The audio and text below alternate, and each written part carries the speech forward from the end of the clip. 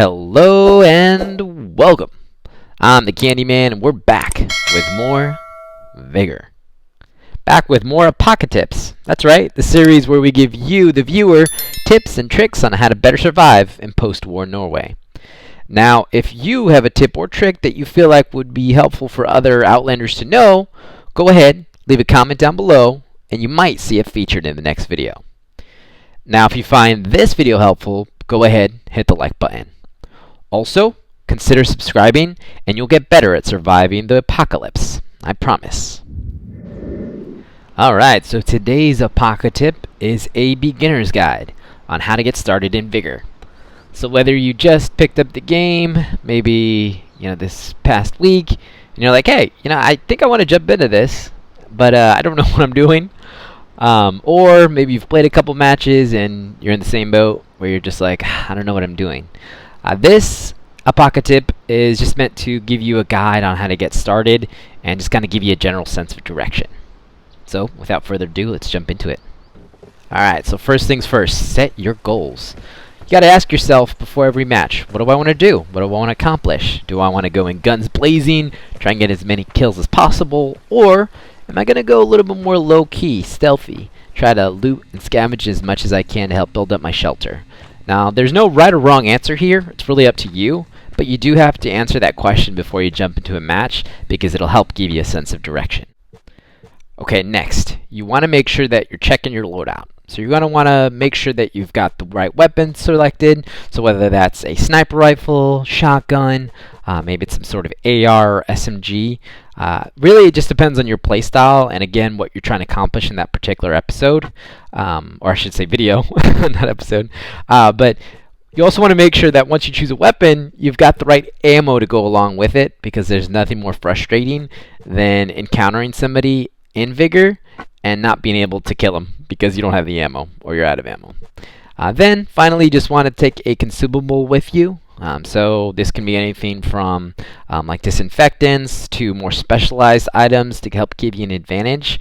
But you just got to decide what you want to bring with you. And again, that goes back to the goal. What are you trying to accomplish?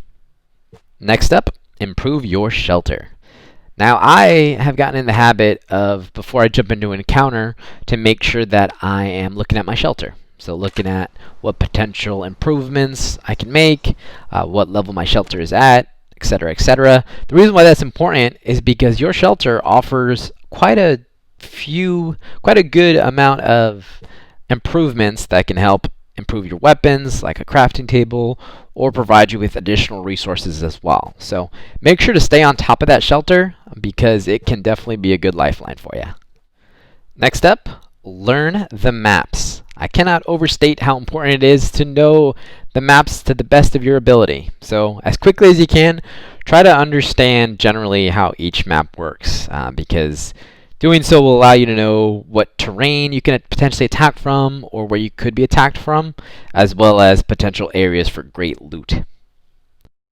Next up, don't be trigger happy. So just because you see an enemy in Vigor doesn't mean you should necessarily start shooting at them. If you see them and they don't see you, you have an advantage. You want to make sure that you're getting to potentially high ground, potential routes for escape for both yourself as well as the enemy that you're tracking. Because if you just fire at the first thing that moves, you can give away your location and the tables can be flipped and turned on you. So, like I said, don't shoot at the first thing that moves. Make sure that you take your time and find a better way to attack. Next tip, make sure that you search safes and barred houses. So the airdrop in Vigor is not the only source of great loot in the game. You want to make sure that you're keeping an eye out for these locations as well, the barred houses and these containers, because they are quite the treasure cove of loot that you can get from them. Now the problem is you have to be careful though when you are approaching one of these, because these are common places for people to camp, because they know that if somebody opens this stuff up and they kill them, they can get some pretty good loot. So just keep an eye out for these locations and it'll help you get even better loot.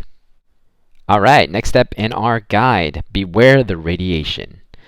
Now, much like in popular battle royales like Fortnite and Call of Duty, Vigor uses what's called the radiation.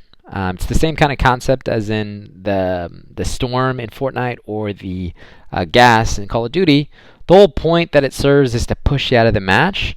So you just want to make sure that you're keeping an eye out on that and listening for that crackling sound, so that way you make it out with all your loot in time. And finally, death is a part of life. At least it is in Vigor. Now, if you die in Vigor, you will lose everything on your person. Everything that you brought in and everything that you found, unless you purchased insurance in the pregame lobby. So every time you die, just look at it as a learning experience and try not to get too frustrated by it. I know it's hard though. Alright, so that will go ahead and wrap up the video. So if you like the video, do me a favor. Hit the like button and consider subscribing as well. As always, I'm grateful for the support, and I'll catch you in the next one.